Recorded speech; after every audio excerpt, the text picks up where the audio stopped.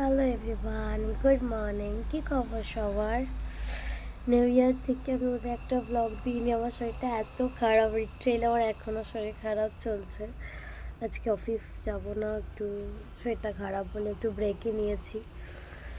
তো আপাতত আমি কি বলবো, আমি রোদ পোয়াচ্ছি। এত ঠান্ডা ভাল লাগছে না। ঠান্ডা মানে মনে হচ্ছে লিটারেলি দার্জিলিং হয়ে গেছে দুর্গাপুরটা। লিটারেলি 9 ডিগ্রি 8 ডিগ্রি যাচ্ছে, কালকে 9 ডিগ্রি ছিল। বহুত ঠান্ডা, মানে মনে হচ্ছে সিমলা, মানে সিমলা বলুন বা দার্জিলিং এসব জায়গা যেতে হবে না, দুর্গাপুর এইসব জায়গায় ঘুরতে চলে আসো, তাহলে এই ফিলটা পেয়ে যাবে। মানে প্রচণ্ড ঠান্ডা, একদম ভালো লাগছে না।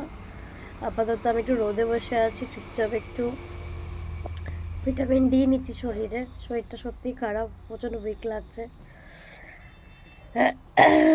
আর তার সঙ্গে একটু চা নিয়েছি, বসে আছি, ভালো লাগছে না। স্যাটারডে অফিস পিকনিক আছে, মানে কোম্পানি থেকে পিকনিক আছে। ভাবছিলাম যাবো না, কিন্তু সবাই এত জোর করতে যেত, আমি তার জন্য শরীরটা ঠিক করতে হবে। তো ওই জন্য আমি আজকে ছুটি নিয়ে শরীর ঠিক করছি। ও কি বলবো, হাসিও পাচ্ছে। সবাই ভাববে যে পিকনিক যাওয়ার জন্য ছুটি নিয়ে শরীর ঠিক করছে, হাসবে, বাট সেরকম না। শরীরটা সত্যিই প্রচণ্ড খারাপ। নাহলে আমি এত ছুটি ছাটা একদমই নিই না। আমার মানে খুবই অপছন্দ এই ছুটি নেওয়ার জিনিসটা, কিন্তু কিছু করার নেই। শরীর যদি পারমিট না করে তাহলে আমি কি করে অফিস যাব? বছরের প্রথম কি শুরু হচ্ছে, আজকে 7 তারিখ। লিটারেলি আমার 30-31 থেকে এত শরীরটা খারাপ যাচ্ছে, ঠিক হচ্ছে আবার খারাপ যাচ্ছে, ঠিক হচ্ছে খারাপ যাচ্ছে, মানে এরকমই যাচ্ছে। যাই হোক, হোপফুলি যেন খুব তাড়াতাড়ি ঠিক হয়ে যায়। আর ভালো লাগছে না এরকমভাবে। এনিওয়ে, সব জায়গায় তখন ঠান্ডা পড়েছে, মানে প্রচণ্ডই ঠান্ডা। আমি তো শুনছি কলকাতাতেও নাকি এবারে ঠান্ডা পড়েছে। যদি কলকাতা হয় তো দুর্গাপুর তো অবভিয়াসলি হবে।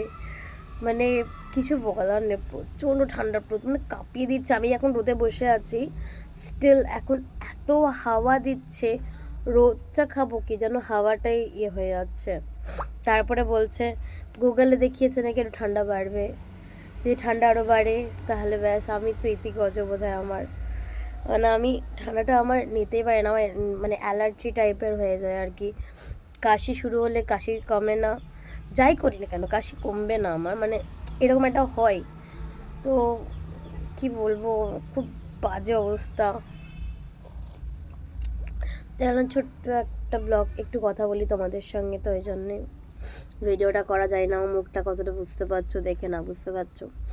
যাই হোক, চলো এখনকার মতন টাটা।